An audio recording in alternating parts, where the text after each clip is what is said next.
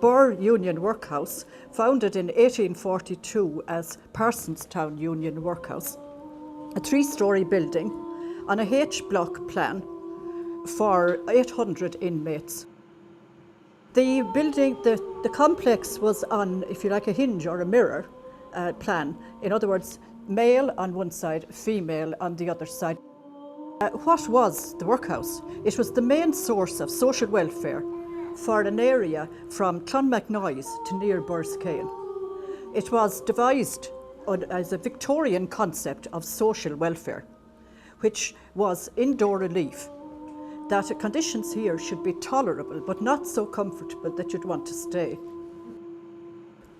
It was one of nearly 900 workhouses in the UK. We had been part of the UK since 1801, after the Act of Union.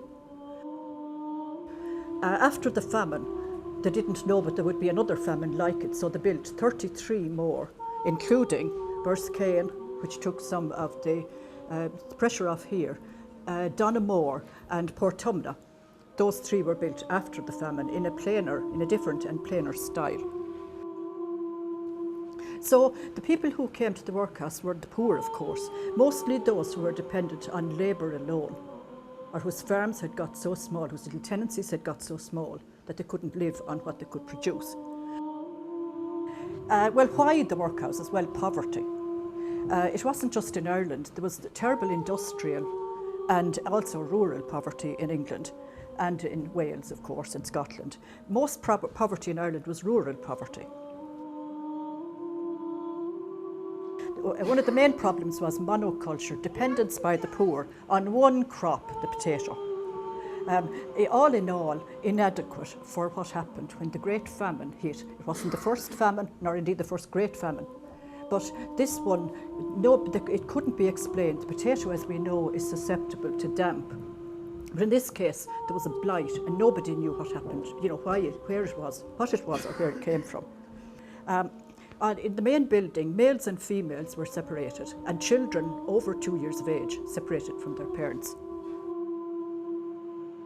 The children slept in the attic. I came across a report where the doctor complained that the children were dying in dozens because it was so cold up there in the winter. There's no ceiling in the attic. So it was very hot in summer, very cold in winter. And the solution was to bring the children down to, I couldn't find the reference when I was looking for it. I think it was to the men's section and put some men up there.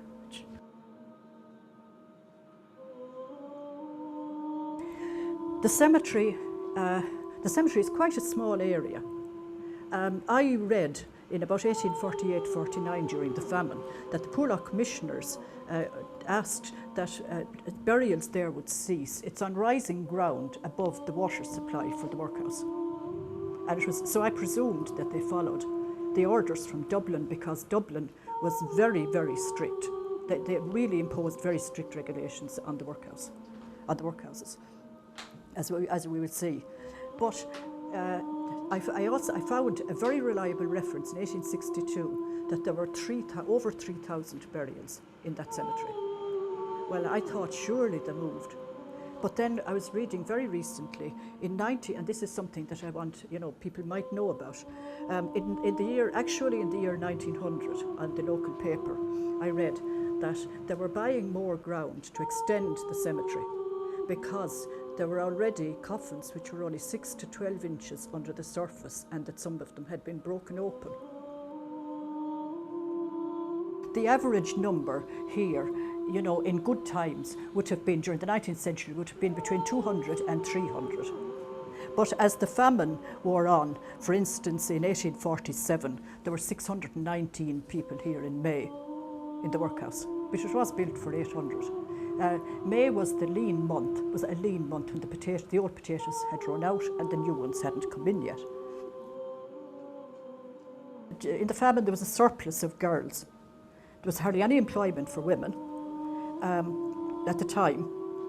Their cohort of boys had died, and many of them had died, so there was no future for these girls, no employment, no husbands for them. And they had a somewhat similar problem in England. So the government came up with a solution, which they didn't call it a solution, of course. Politically, it was that in Australia there was because it had been founded as a penal colony, so there was a surplus of men. But what the government said was that there was a great demand for female domestic servants in Australia.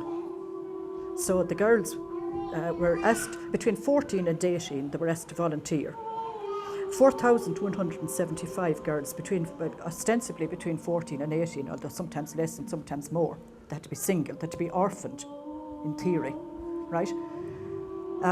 They were selected and they got free passage and they got trousseaux, which were quite elaborate, really, to go to Australia, which they did. 65 in 2 batches went from Birr. Their names have survived because they survived on a shipping list. And 3 of their descendants have come back, and they have visited me, and they have visited and been through the workhouse, including visiting the girls' dormitory where their ancestor might have slept the last night. One of the girls was a Dooley, another was probably Dorley or Dooley, and another one was Mullen. They were from the countryside around. But their descendants in Australia are really proud of them. They meet together and they're commemorated. These girls are commemorated. President McAleese went over to open a commemoration of the Irish orphan girls in Australia.